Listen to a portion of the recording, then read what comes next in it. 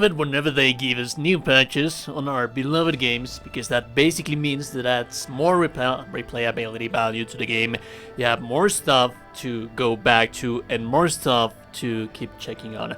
Now, we know that the expansion of this game is going to be coming on June with the season pass, and usually with the Team Ninja games you have new difficulties, new levels of rarity for gear and whatnot. So what I love to see about this patch is that there's a huge update that it was very needed.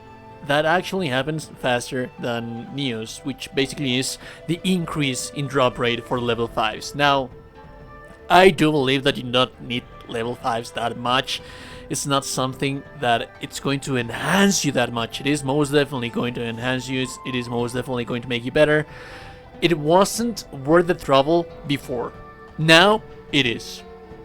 So let's go through the highlights of the patch, some of the stuff that it's very interesting, but we're not going to be covering basically everything right now.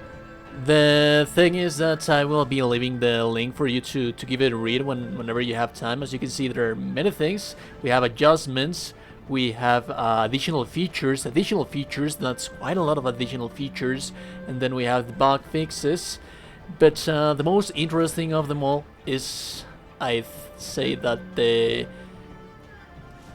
upgrade in the drop rate for items. So that's a huge buff. There are several things that happen in here. Increase the drop rate of items with high rarities after defeating bosses in main battlefields. So that's just for main bosses, alright? It's not going to happen for everyone. So it's also going to give you sub-battlefield bosses in duels, more stuff again, and also rarities by defeating other players on in-base sessions, so PvP. So do not think that this is going to affect completely the entire run, your entire playthroughs. It is not going to affect that much when you're exploring with your pals and with your friends. It's going to be mainly on bosses. I think that's the highlights that I want to point out. And our boy Shang Liang has been heavily nerfed, to the point that he actually has a new tutorial, which is very interesting. I do have to say that a lot of people quit the game because of this first boss. It's a very check difficulty check that you have to pass if you want to keep playing the game. Although I do believe that the game gets easier once you pass this guy. And I do get a lot of comments in my videos saying that people just got to Shang Liang and they just quit the game and move on to other things. But yeah, I think that those are the most interesting stuff that we can have in the patch right now that we have. There's a whole bunch of camera settings and camera tweaks. Camera has always been a recurrent issue in this game, especially for the PC version of the game, and they keep doing tweaks on lock-on. For example, now you can lock on and off. This is something that they added in the previous patch, but they tweaked it a little bit more.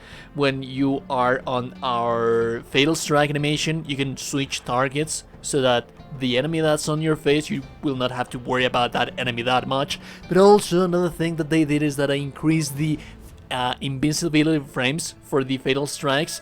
Very much needed. At the end of the animation, sometimes you would get hit before you get the chance to actually dodge again or to block again.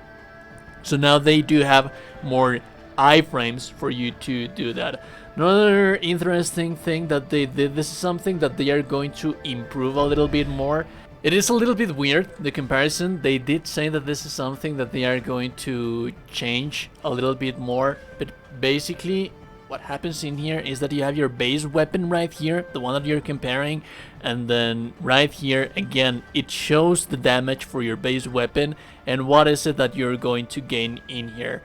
But this one, it's not going to tell you what are you going to lose, what are you going to gain. It's all going to be happening in here. They did say that they are going to keep improving this thing, but yeah, that's one of the highlights. They also added a new feature on this thing that I think that a lot of people spends time in here. The reinforcements, you can see them all in here, even the levels that you cannot summon them. You're not going to be able to summon them in those levels, but you are still going to be able to see them here in your menu. There's also the option to make them go away from here without using the branch.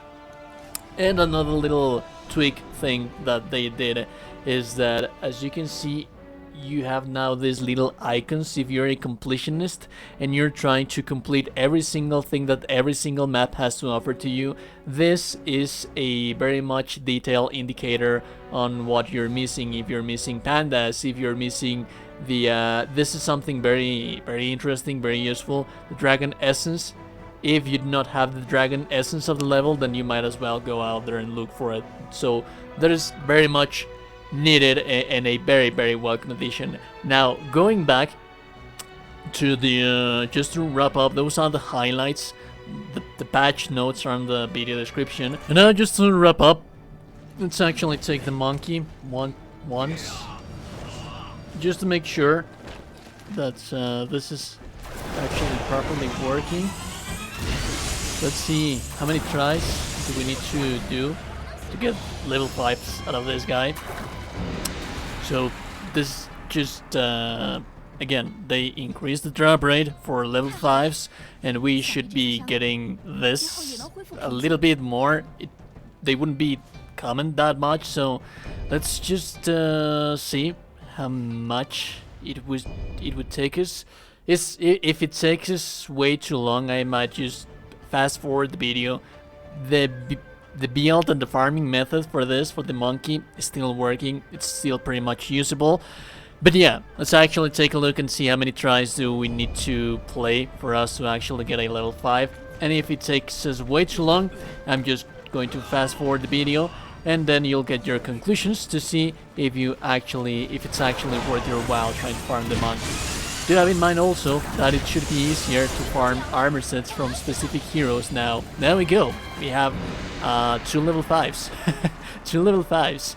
One was an accessory, yes of course, but the second one was, I do believe that it was Lubus's halberd, if I am not mistaken.